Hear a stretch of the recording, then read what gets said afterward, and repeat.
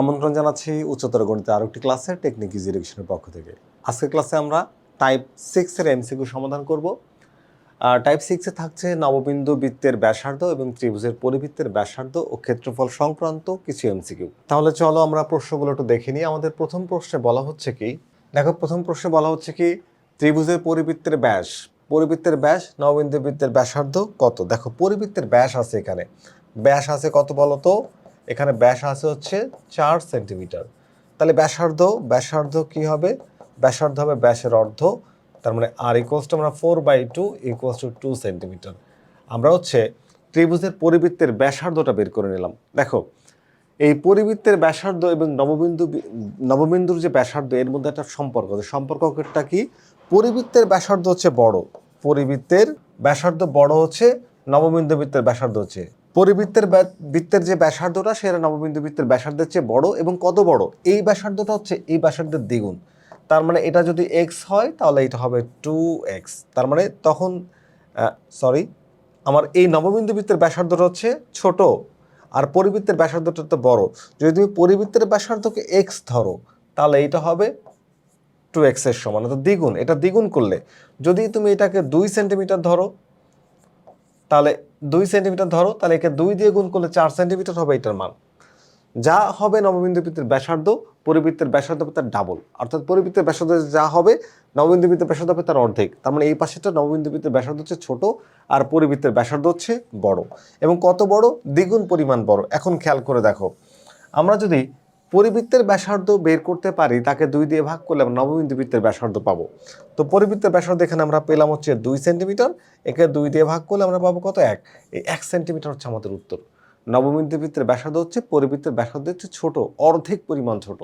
অর্থাৎ এর নববিন্দু বৃত্তের ব্যাসার্ধকে 2 দিয়ে গুণ করলে আমরা পরিবৃত্তের ব্যাসার্ধ পেয়ে যাই। তাহলে এক্ষেত্রে আমাদের উত্তর হচ্ছে 1 সেন্টিমিটার, কারণ আমরা পরিবৃত্তের ব্যাস থেকে বের করেছি 2 দিয়ে ভাগ করে ব্যাসার্ধ 2 সেন্টিমিটার, তার অর্ধেক হচ্ছে 1 সেন্টিমিটার। যদি আমরা এর পরের প্রশ্নটি দেখি, আমাদের পরের প্রশ্নে বলা হচ্ছে নববিন্দু বৃত্তের ব্যাসার্ধ বৃত্তের ব্যাসার্ধের নববিন্দু বৃত্তের ব্যাসার্ধ পরিবৃত্তের ত্রিভুজের ব্যাসার্ধের কত গুণ। দেখো আমি বললাম না পরিব্যাসার্ধ হচ্ছে বড়, পরিব্যাসার্ধ কি বলতো, পরিব্যাসার্ধ বা পরিবৃত্তের ব্যাসার্ধ হচ্ছে বড় এবং নববিন্দু বৃত্তের ব্যাসার্ধ হচ্ছে ছোট। এটা হচ্ছে ছোট এবং এটা হচ্ছে বড়। কত বড়, এটা দ্বিগুণ পরিমাণ বড়। তাহলে এটা কত ছোট, এটা অর্ধেক পরিমাণ ছোট। তাহলে অ্যান্সার হবে অর্ধেক গুণ। নববিন্দু বৃত্তের ব্যাসার্ধ পরিবৃত্তের ব্যাসার্ধের অর্ধেক। পরের প্রশ্নটি দেখো, পরের প্রশ্নটি বলা হচ্ছে কি যে নববিন্দু বৃত্তের কোন ত্রিভুজের পরিবৃত্তের ব্যাস হলো 6 সেন্টিমিটার। তাহলে 6কে আগে 2 দিয়ে ভাগ করে ব্যাসার্ধ বের করো। ব্যাসার্ধ বের করো 3 সেন্টিমিটার। এবং নববিন্দু বৃত্তের ব্যাসার্ধ হবে কি, এটার অর্ধেক, ব্যাসার্ধের অর্ধেক, অর্থাৎ পরিবৃত্তের যেটা ব্যাসার্ধ তার অর্ধেক। তার মানে 3কে যদি তুমি 2 দিয়ে ভাগ করো 1.5 পাবা।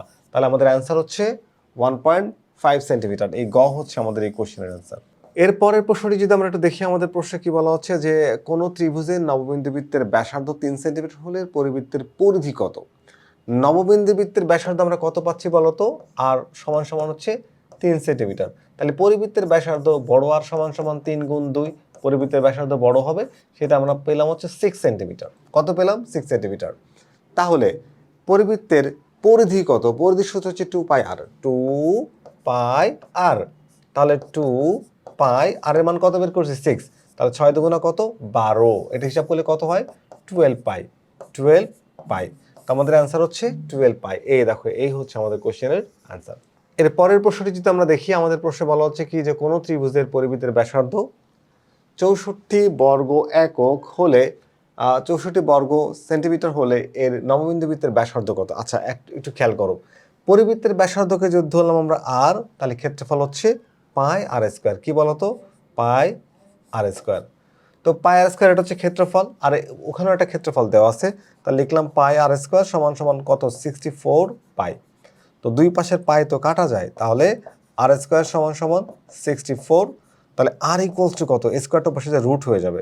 তো যদি এটা 64 হয়, স্কোয়ারটা পাশে গেলে রুট হয়ে যায়, √64। তাহলে তুমি কত পাচ্ছ আর এর মান বলো তো, আর এর মান পাচ্ছ হচ্ছে তুমি কত, 8 পাচ্ছ, 8। এটা হচ্ছে 8। তাহলে কি বের করছি বলো তো, যেহেতু এটা পরিবৃত্তের ক্ষেত্রফল ছিল, পরিবৃত্তের ক্ষেত্রফল থেকে আমরা পরিবৃত্তের ব্যাসার্ধ বের করছি। নববিন্দু বৃত্তের ব্যাসার্ধ হবে তার অর্ধেক। তাহলে নববিন্দু বৃত্তের ব্যাসার্ধ আর সমান সমান আমরা কাজ করতে পারি, আর সমান সমান কি করতে পারি, 8/2 সমান সমান 4।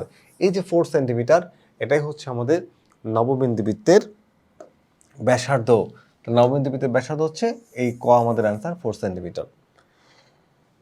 এর পরের প্রশ্নের জন্য আমরা যদি এই উদ্দীপকটাকে একটু দেখি, আমাদের উদ্দীপকে বলা হচ্ছে কি নিজের তথ্যের আলোকে 37 নাম্বার কোশ্চেনের উত্তর দাও। আচ্ছা, একটাই প্রশ্ন, আমরা একটু অ্যান্সার দেওয়ার চেষ্টা করব। দেখো এই জায়গাতে পি কিউ আর এস বৃত্তস্থ চতুর্ভুজের পি আর কেন্দ্রগামী, পি আর হচ্ছে কেন্দ্রগামী। আচ্ছা, পি আর তার মানে এটা হচ্ছে কেন্দ্রগামী হলে এটা ব্যাস, এটা কি বলতো ব্যাস, ভালো কথা, কেন্দ্রগামী। ওকে, এবং পিটি লম্ব হচ্ছে, এখানে লম্ব যদি এটা লম্বের মধ্যে দেখতে মনে হচ্ছে না, বাট ওরা যদি লম্ব বলে দেয় তোমাকে লম্ব মনে করতে হবে। পিটি লম্ব হচ্ছে কিউএস এর উপরে, পিটি লম্ব কিউএস এর উপরে। এখানে পি কিউ দেওয়া আছে কত বলো তো, পি কিউ এর মান দেওয়া আছে হচ্ছে 8 সেন্টিমিটার, আর এখানে পিএস দেওয়া হচ্ছে 5 সেন্টিমিটার। তো আমাদের বের করতে হবে কি বৃত্তটির ব্যাসার্ধ কত, কি বের করতে হবে, বৃত্তটির ব্যাসার্ধ কত। তো আমরা যদি বৃত্তটির ব্যাসার্ধ একটু বের করতে চাই, তাহলে তথ্যগুলোকে আরেকবার একটু তোমাদেরকে দেখাই। দেখো এইখানে এটার মান দেওয়া আছে হচ্ছে 8। আচ্ছা, এটা পি কিউ এর মান, আর এখানে পিএস দেওয়া আছে কত 5, এটা হচ্ছে লম্ব। আচ্ছা, আর এটা হচ্ছে তোমার কি বলতো, পিটির দৈর্ঘ্য দেওয়া আছে হলো 4 সেন্টিমিটার, আর আমরা জানি না হচ্ছে পি আর এর, তো ব্যাসার্ধ হচ্ছে পি আর এর অর্ধেক, ব্যাস বের করতে পারলে আমরা ব্যাসার্ধ বের করতে পারবো।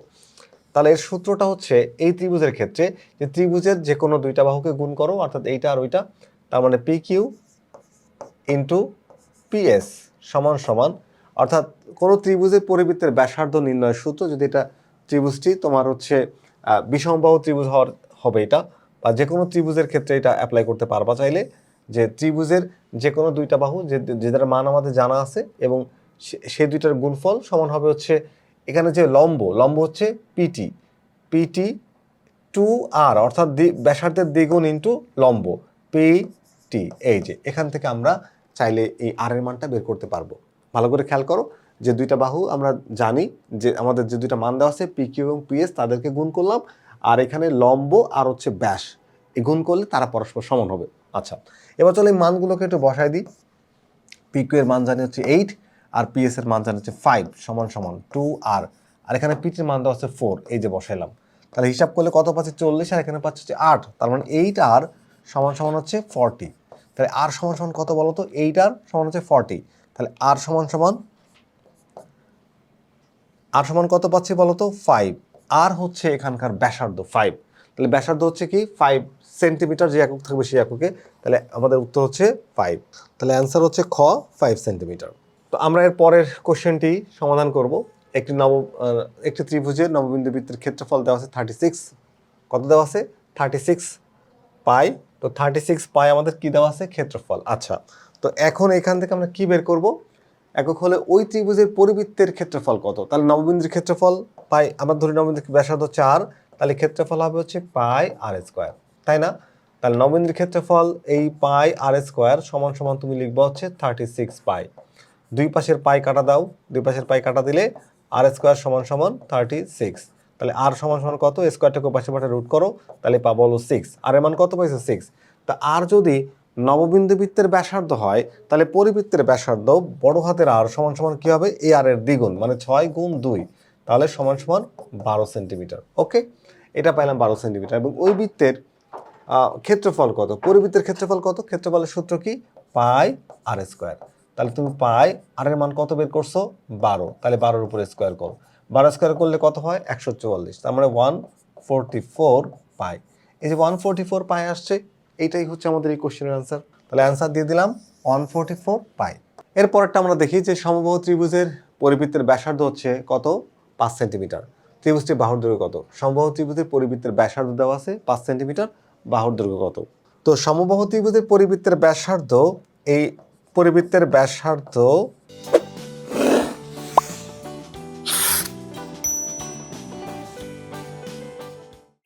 আর সমান সমান, এটা হচ্ছে a/√3, a/√3, এটা হচ্ছে পরিবৃত্তের ব্যাসার্ধের ফর্মুলা।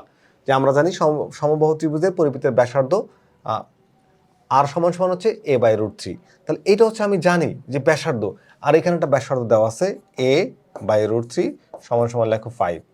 এখন এখান থেকে তুমি এর মান বের করো, তাহলে এর মান বের করলে কি হচ্ছে, a সমান সমান 5√3। এখানে এ হচ্ছে সমবাহু ত্রিভুজের বাহুর দৈর্ঘ্য। এ কি সমবাহু ত্রিভুজের বাহুর দৈর্ঘ্য। তাহলে আমাদের অ্যান্সার আসছে কি 5√3, 5√3।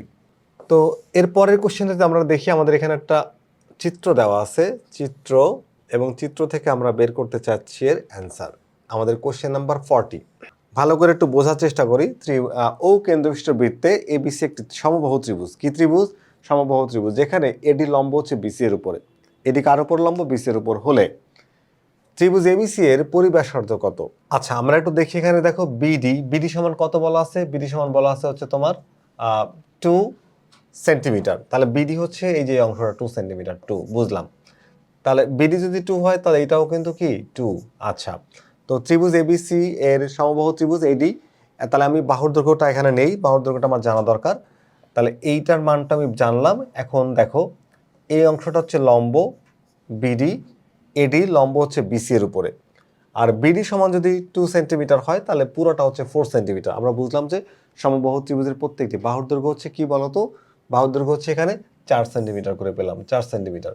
এখন আমরা জানি যে সমবাহু ত্রিভুজের পরিবৃত্তের ব্যাসার্ধ আর সমান সমান a/√3, a/√3। দেখো এই বাহুর দৈর্ঘ্য 4 সেন্টিমিটার হয় 2 যোগ 2, কারণ সমবাহু ত্রিভুজের শীর্ষকোণ শীর্ষবিন্দু থেকে ভূমির উপর অঙ্কিত লম্ব ওই ভূমিকে সমদ্বিখণ্ডিত করে। ভূমির উপর অঙ্কিত লম্ব ওই ভূমিকে সমদ্বিখণ্ডিত করে। তার মানে ডি হয়ে যাবে মধ্যবিন্দু যদি সমদ্বিখণ্ডিত হয়ে যায়। তাহলে বিডি যদি 2 দেওয়া থাকে তাহলে ডিসিডিও 2 হবে। তাহলে 2 আর 2 যোগ করলে হয় 4, তাহলে এটাও 4, এটাও 4। তাহলে এখানে ব্যাসার্ধের সূত্র হচ্ছে a/√3, এ হচ্ছে সমবাহু ত্রিভুজের বাহুর দৈর্ঘ্য। তাহলে এখানে এর মান কত বের করছি বলো তো? বের করছি 4। তাহলে 4/√3 এটা হচ্ছে আমাদের এই কোশ্চেনের অ্যান্সার। তাহলে অ্যান্সার হচ্ছে এই খ, 4/√3। আবার তুমি যদি চাও যে এর আগে যে ফর্মুলাটা আমি অ্যাপ্লাই করলাম সেই ফর্মুলাদের মানটা বের করবা, সেটাও কিন্তু করতে পারবা তুমি, যে এ বি ইন্টু এসি সমান সমান 2r ইন্টু এডি।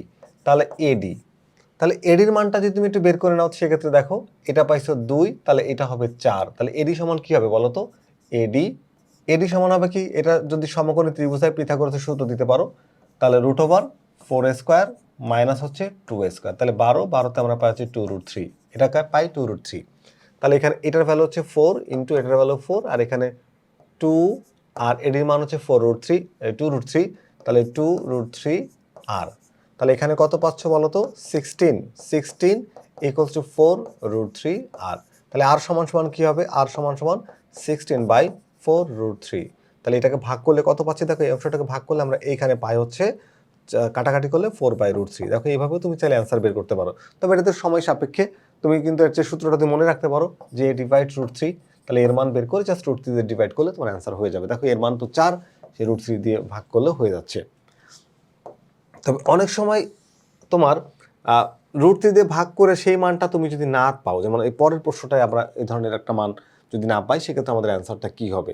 দেখো এখানে বলা হয়েছে MNO। এই কোশ্চেনটা আমি একটু তোমাদেরকে বুঝাইতে চাচ্ছি। দেখো MNO এর 3টা বাহু সমান, মানে এটা সমবাহু ত্রিভুজ। এটা কি বলতো? সমবাহু ত্রিভুজ। তো সমবাহু ত্রিভুজ হলে এখানে এমডি লম্ব হচ্ছে NO, এমডি লম্ব কি NO? একটা চিত্র এঁকে যদি দেখাই, ধরো এই ত্রিভুজের সমবাহু নাম হচ্ছে কি MNO। এই মনে করো M, এটা হচ্ছে N পয়েন্ট, এটা হচ্ছে O। তারপরে কি হয়েছে? এমডি লম্ব হচ্ছে NO, এমডি কি লম্ব হবে কার উপরে? NOর উপরে। এই যে এমডি লম্ব হচ্ছে NOর উপরে। আচ্ছা, এবার এমডি সমান দেওয়া আছে হলো 6 সেন্টিমিটার, মানে মধ্যমার দৈর্ঘ্য দেওয়া আছে হলো 6 সেন্টিমিটার। এটা কত দেওয়া আছে বলো তো? 6 সেন্টিমিটার। তাহলে আমাকে এখন বের করতে হবে কি? ব্যাসার্ধ। তো ব্যাসার্ধ আমরা তো আর সমান সমান a/√3 জানতাম, a/√3, কিন্তু সমস্যা হচ্ছে এর মান তো আমরা জানি না, এর মানটা আমাদের কি অজ্ঞাত। তো এর মান যদি অজ্ঞাত হয় তাহলে ব্যাসার্ধ আর বের করতে পারছি না, তাহলে অন্যভাবে বের করতে হবে। মনে করো যে আমি যদি এখান থেকে এখানে একটু এটাকে একটু মুছে দিই, মনে করো যে এখান থেকে আরেকটা মধ্যমা টানলাম, এখান থেকে আরেকটা মধ্যমা টানলাম, আর এইখান থেকে ধরো আরেকটা মধ্যমা টানলাম। মধ্যমাগুলো যেখানে মিলিত হলো তোমরা সেটাকে সাধারণত ভরকেন্দ্র বলো। কি বলো বলো তো? ভরকেন্দ্র। তো সমবাহু ত্রিভুজের ক্ষেত্রে যেটা হয় যে ভরকেন্দ্র আর হচ্ছে তোমার হচ্ছে পরিবৃত্তের যে কেন্দ্র, পরিকেন্দ্র একই জায়গায় হয়। পরিকেন্দ্র কি একই জায়গায় হয়। তার মানে তুমি যদি একটা বৃত্ত আঁকতে পারো এখান থেকে, এরকম করে বৃত্তটাকে একের মধ্যে যদি বসাইতে পারো, এই যে বৃত্তটাকে আমি বসালাম, এই বৃত্তের যে কেন্দ্র আর পরিকেন্দ্র হবে সেম। এই বৃত্তের কেন্দ্র আর পরিকেন্দ্র হবে কি? সেম। তো আমরা এই যে বৃত্তের কেন্দ্র আর পরিকেন্দ্র সেম হয়, তার মানে এই বিন্দুটা বের করতে পারলে এইটা এখান থেকে আমি এম মনে করো এই বিন্দুটার নাম দিলাম এ, তাহলে এই এম এ হচ্ছে আমাদের এখানকার কি বলতো এই ব্যাসার্ধ, আর এই হচ্ছে পরিকেন্দ্র। পরিকেন্দ্র আর ভরকেন্দ্র, সমবাহু ত্রিভুজের ক্ষেত্রে পরিকেন্দ্র আর ভরকেন্দ্র একই হয়। তাহলে আমরা একটা মধ্যমা দেখালাম, এখানে আর একটা মধ্যমা হইতে পারে, আমরা একটা মধ্যমা দেখালাম, একটা দেখলেই হবে। তো এখানে এন ই আর মনে করো এখানে ও কি দিবে এখানে, তাও এখানে ও এফ দিয়ে দাও, সমস্যা নাই। তো আমরা জানি যে ভরকেন্দ্রে মধ্যমাগুলো 2:1 অনুপাতে বিভক্ত হয়, এটা তোমরা নিশ্চয়ই জানো যে ভরকেন্দ্রে মধ্যমাগুলো কি হয় 2:1 অনুপাতে বিভক্ত হয়। তো আমরা জানি যে এখানে যে মধ্যমাটা এমডি, তাহলে এমডিকে যদি অনুপাত করি তাহলে এম এ ইস টু এখানে তুমি পাবো হচ্ছে এ ডি, তাহলে সমান সমান অনুপাত হবে 2:1।